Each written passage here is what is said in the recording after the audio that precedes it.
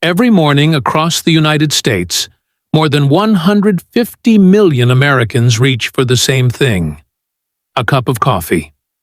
At the office, at the drive-thru, at home in the kitchen, that first sip feels like the start of the day.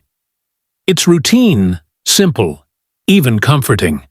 But behind your morning brew lies a vast billion-dollar global machine powered by a handful of corporations you've probably never thought about. Who is really getting rich off your daily ritual? How did something so ordinary become one of the world's most powerful industries? Today, we're exposing the hidden empire behind America's favorite pick-me-up and showing you how every dollar you spend on coffee ripples across the planet. The U.S. is the single largest importer of coffee in the world. Americans drink over 400 million cups every single day, enough to fill more than 14 Olympic swimming pools daily. If you lined up every paper coffee cup used in 1 week in America, it would circle the earth more than twice. Coffee isn't just a drink. It's a culture, a habit, and an economy unto itself. Starbucks alone operates over 16,000 stores. In the U.S., Keurig machines sit in millions of kitchens. Gas stations, diners, airports, wherever you turn, coffee is there. Even high school cafeterias now offer espresso-style drinks. Yet while coffee beans grow in tropical countries thousands of miles away, the real money flows straight into corporate headquarters and Wall Street boardrooms in the United States. Your morning Starbucks run or your Keurig pods aren't just drinks, they're cash machines for billion-dollar brands. And once you see the numbers, it's hard to unsee them.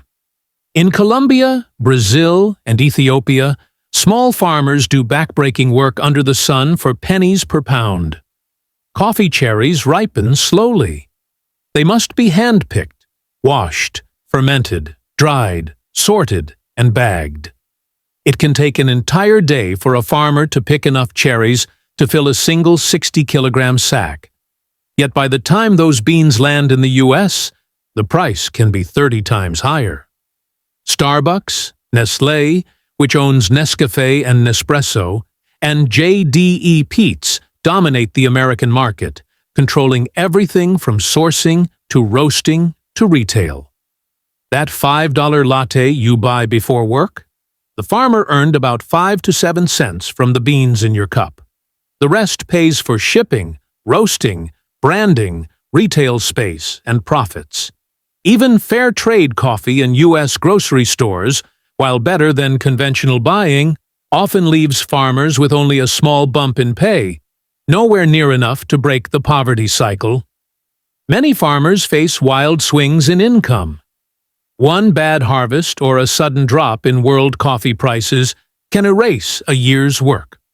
Without savings or credit, they're trapped, while American and European corporations post record profits.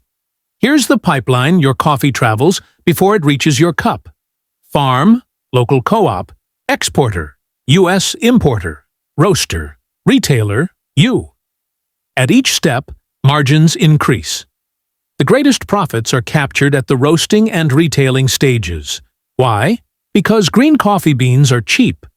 But roasted, packaged, and branded beans become premium. Meanwhile, on Wall Street, traders speculate on coffee futures, making millions off price swings without ever touching a bean. This financial layer is almost invisible to everyday drinkers, but adds volatility to the farmers' livelihoods. In 2022 alone, coffee futures contracts worth hundreds of billions of dollars changed hands on the Intercontinental Exchange, ICE. That's paper coffee, not physical beans. And it makes fortunes for banks and hedge funds. This speculation can push prices up and down overnight, destabilizing farm communities half a world away, all while American brands adjust retail prices just enough to protect their margins. Starbucks, Dunkin', Peet's, and boutique roasters don't just sell coffee. They sell an experience. Cozy chairs, Wi-Fi, playlists, seasonal drinks. A green coffee bean that costs 50 cents per pound can be transformed into a $15 bag or a $5 latte simply through branding. Single-serve pods like Keurig and Nespresso are even more profitable. A single Keurig pod costs a few cents to make, but sells for 40 to 50 cents per cup in the US. That's a 10 times to 20 times markup. Multiply that by billions of pods sold each year, and you have an industry within an industry. The convenience premium, and the brands know exactly how to hook you. Loyalty apps, seasonal flavors like pumpkin spice, and limited-time offers all create urgency and habit. Coffee chains have perfected the art of making you feel like you're treating yourself, while quietly extracting maximum profit. Think about it. No other beverage commands such a premium for basic ingredients. Coffee is one of the few industries where packaging, ambiance, and branding can increase price hundreds of % above the raw material cost.